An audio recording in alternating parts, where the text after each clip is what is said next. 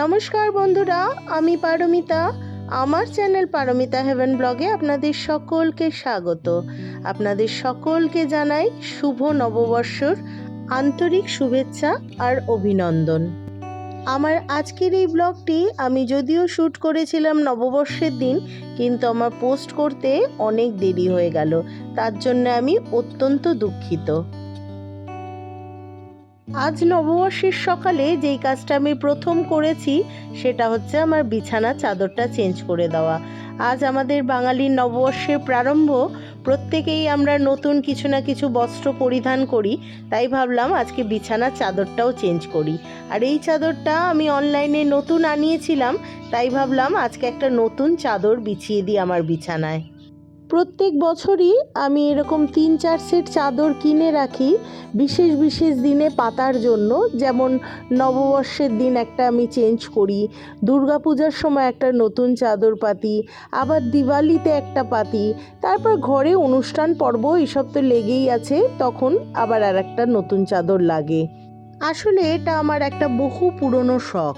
বিশেষ বিশেষ দিনগুলোতে আমি একটু ঘর সাজাতে বেশি ভালোবাসি। বিছানা গুছানোর পর্ব শেষ, এবার যাব আবার রান্নাঘরের দিকে। কেমন লাগছে আমার বেডরুমটা অবশ্যই জানাবেন। তবে পর্দাটাও চেঞ্জ করব ভাবছি, ব্রেকফাস্টটা সেরে নিই তারপর করব। ব্রেকফাস্টে আমি বানিয়েছিলাম পরোটা আর তার সাথে সয়াবিন আলুর তরকারি। ব্রেকফাস্ট সেরেই চলে এসেছি আবার পর্দা চেঞ্জ করতে, কারণ এরপরে আবার রান্নাঘরে যাব, তখন আর সময় হবে না। আর পর্দাগুলো চেঞ্জ করতে আমার বেশ সময় লাগে। এই পর্দার যে স্ট্যান্ডগুলো আছে সেই স্ট্যান্ডগুলো এত ঝকমারি স্ট্যান্ড, স্ক্রু করে করে আটকানো, স্ক্রুগুলো খুলতে হয়, পর্দা লাগাতে হয়, আবার স্ক্রুগুলো বন্ধ করতে হয়, বেশ অনেক ঝামেলার আর সময় সাপেক্ষও বটে। আমাদের হাউসওয়াইফদের 365 দিন কাজ কাজ আর কাজ। লোকের ছুটির বাহানা জোটে, আমাদের জোটে কাজের বাহানা। এই যেমন ধরুন, লোকে ছুটি কাটায় দুর্গাপূজার ছুটি, কালী পুজোর ছুটি, পয়লা বৈশাখের ছুটি, আর আমরা কাটাই কাজের বাহানা দিয়ে। আজ পয়লা বৈশাখ, ঘর পরিষ্কার করতে হবে, সামনে দুর্গাপূজা আসছে, ঘর পরিষ্কার করতে হবে, দুর্গাপূজার সময় ঘরটা একটু ভালো করে সাজিয়ে গুছিয়ে রাখতে হবে, যদি আর লোকজন আত্মীয় স্বজন কেউ এসে যায়। আবার দিওয়ালির সময় ঘর ঝাড়পোছ করতে হবে। মানে আমাদের কাজের আর বিরাম নেই। কাজের সাথে সাথে উপরি পাওনা জোটে রান্নার ফরমাইশের। যেহেতু ছুটির দিনগুলোতে বাড়িতে সবাই থাকে, তখন এক একজনের এক এক রকম ডিমান্ড আসে। কেউ খেতে চায় পাঁঠার মাংস, কেউ খেতে চায় চিকেন কষা, কেউ আবার চায় ফ্রাইড রাইস খেতে, কেউ আবার বলে বিরিয়ানি বানাও।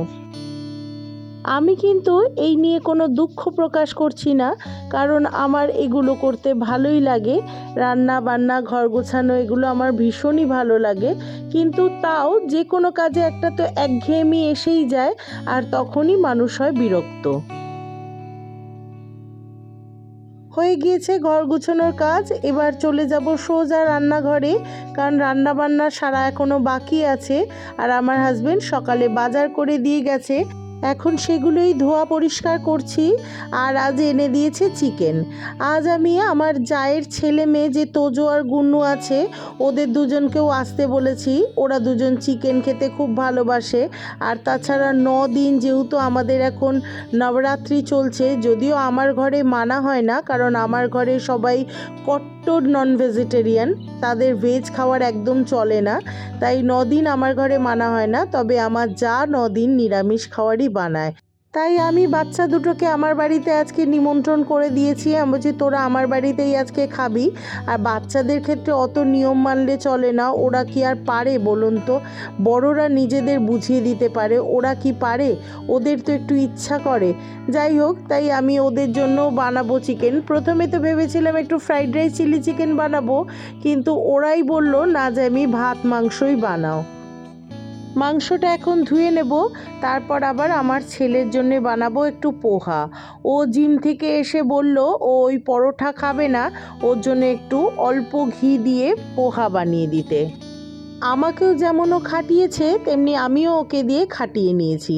অত বড় চালের বস্তাটাও ওকে দিয়ে বলেছি চাল বাড়ন্ত, চালের বস্তাটা ঢেলে দে ড্রামে। আসলে অত ভারী বস্তাটা ও ছাড়া আমার পক্ষে তোলা সম্ভব না। আর তাছাড়া বাটিতে করে যদি অল্প অল্প করে চাল ড্রামে ঢালতে থাকি তাতে সময় লাগবে অনেক, আর অত সময় আমার হাতে একদম সকালবেলা থাকে না। মাছ মাংস ধোয়ার পর অবশ্যই আমি আমার কাপড়টা চেঞ্জ করে নিই, কারণ ওই কাপড় দিয়ে আমার একটা কেমন আষ্টে গন্ধ আসে, যেটা নাকি আমার একদম ভালো লাগে না। অবশ্য দিনে 3-4টে নাইটি আমার ছাড়া হয়েই যায়, গরমকালও পড়ে গিয়েছে। তো ছেলেকে পোহাটা সার্ভ করে দিয়েছি আর নিজের জন্য বানিয়ে নিয়েছি একটু গ্লুকন-ডি। মাংসটা বসিয়ে এসেছি, মাংস ভাত আর স্যালাড বানাবো, আর কিছু ঝামেলা করব না। আর বাচ্চারা কিছু খেতেও চায় না।